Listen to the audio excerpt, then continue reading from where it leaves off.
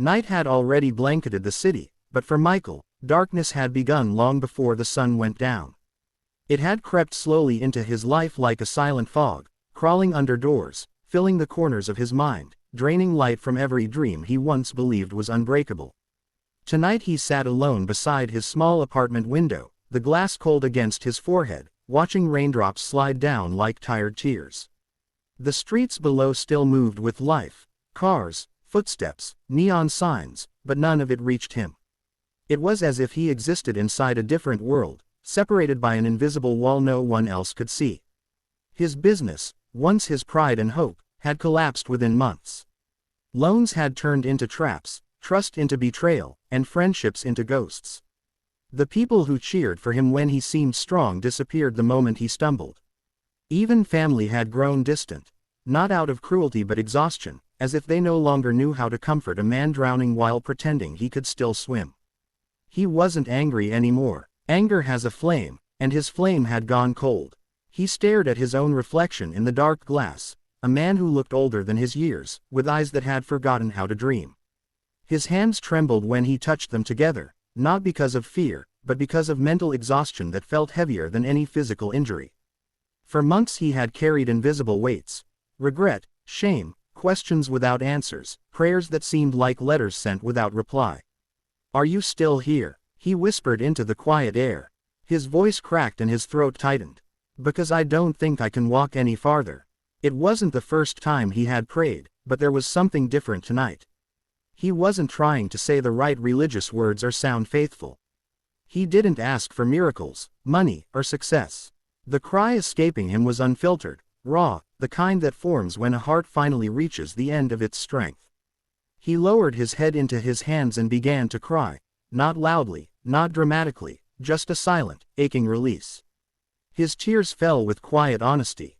There was no one left to impress, no pride left to protect. And that was the moment something shifted. The room, which moments ago felt heavy and suffocating, suddenly changed. A soft warmth grew in the air, not heat, not humidity, but a presence. It moved gently, like wind without air, like light without source. His breathing slowed without him trying. He sat up, not because he heard a noise, but because something inside him felt seen. The air grew still, not silent, still, as if something greater than silence had entered. He did not hear footsteps. He did not see an angel. Yet something spoke. Not through his ears, but through his spirit, inside that hidden place where thoughts cannot lie. "My child, I came because your heart called." Michael froze, eyes widened through tears. His body didn't move, but his spirit leaned forward, as if recognizing the voice of someone he had always belonged to, even before birth. It wasn't a hallucination, and it wasn't imagination. It felt more real than his own heartbeat. He swallowed hard, the question forming before he even understood it. Why now? His voice trembled. Why not when everything was falling apart? Why not when I begged for help before? The answer came with a calm that wrapped around his soul like a soft, eternal blanket. "I was with you through every fall. But you searched for me in outcomes, not in me. Tonight, you did not speak from your mind. You spoke from your heart, and the door opened." Michael felt tears multiply, but these tears felt different. They carried recognition, not despair, like a child finally hearing their parent's voice in the dark. "I thought you were silent." His voice shook as his body leaned forward slowly, hands gripping the edge of the windowsill. "I thought you left. When I lost everything, when I failed, when everyone turned away, I thought I was alone." Again, the voice responded, patient and full of boundless tenderness. "You were never alone. But in your struggle, you believed that pain meant absence. Pain does not mean abandonment. Pain awakens purpose. You looked at closed doors and assumed loss, but I was redirecting your steps." Michael pressed a hand over his chest. He could feel the words, not just hear them. "I don't understand my life anymore," he admitted, almost whispering. "It all feels like it broke for no reason." A gentle pause filled the room, not empty but intentional, like silence used to teach.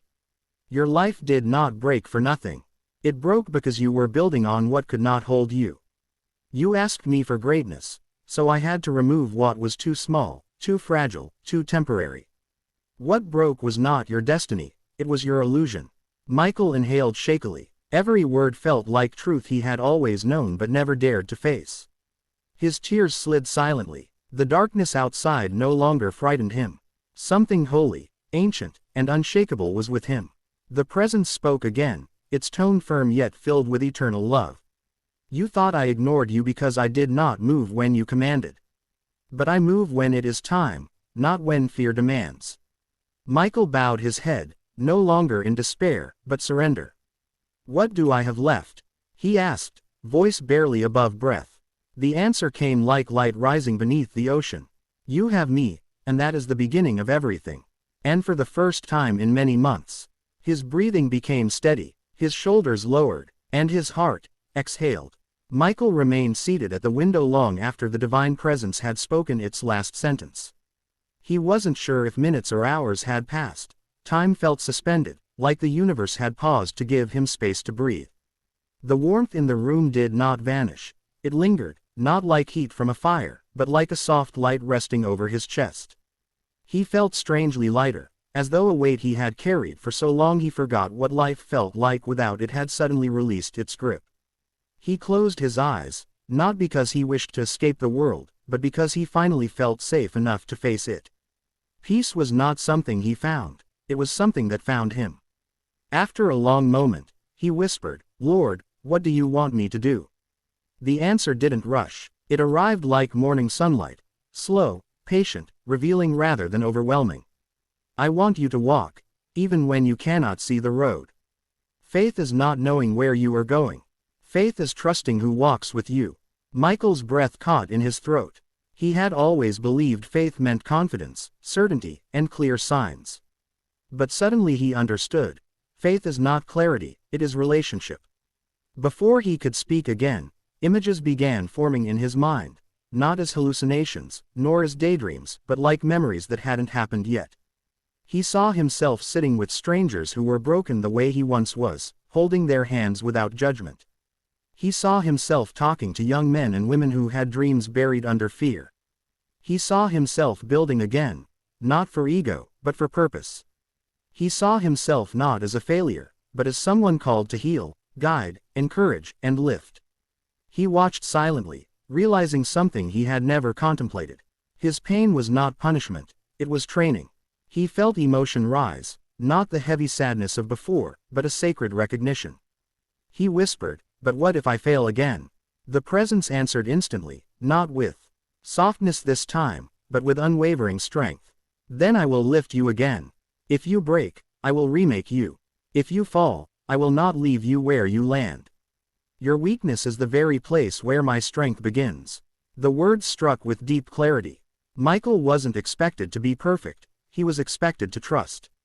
He lowered his head, tears flowing but not from sorrow, they were cleansing tears, washing out years of silent shame. I don't feel qualified, he admitted. And the reply came with deep, timeless truth. No one I have called was qualified before I shaped them. I do not choose the ready, I prepare the chosen. Michael inhaled sharply. His chest trembled as hope slowly rebuilt inside him, not like a sudden spark, but like embers being carefully fanned into flame.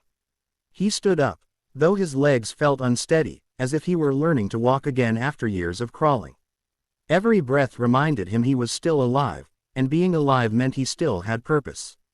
He walked slowly to the small table near his bed where old unpaid bills lay scattered. He didn't know how he would handle them. But for the first time, the sight of them didn't bring panic or shame, only determination.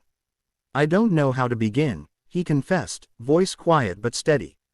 And the presence responded, begin with what you have left, not with what you lost. Michael looked around the room. Broken dreams, empty shelves, quiet shadows, but beneath all of it, he saw something new, a future instead of a graveyard. He remembered every moment he had begged for life to change, for success, for restoration. And he realized now that what he needed first was not a change of life, but a change of heart. Will you stay with me? He asked. There was no hesitation. I have never left. That single sentence broke the last chains inside him. He sat once more, but not in defeat, in reflection. His mind traveled back through his hardest days, the ones where he sobbed into a pillow, the ones where he almost gave up, the nights he stared at the ceiling begging for the emotional pain to silence itself. He realized something he had never noticed then: he survived every one of those nights. Even when he thought he had no strength left, breaths somehow kept coming. "How do I start walking again?"